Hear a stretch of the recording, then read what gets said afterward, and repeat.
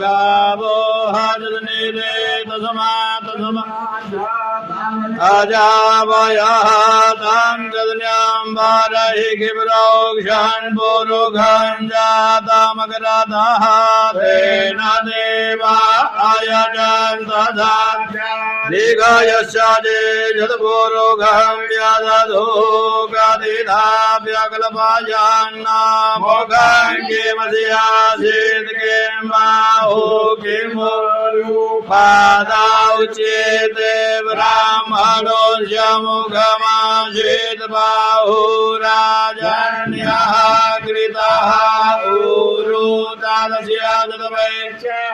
पदव्याङ्गुशूद्रो अजायत चन्द्रमा मनसो जातचक्षुः सूर्यो अजायत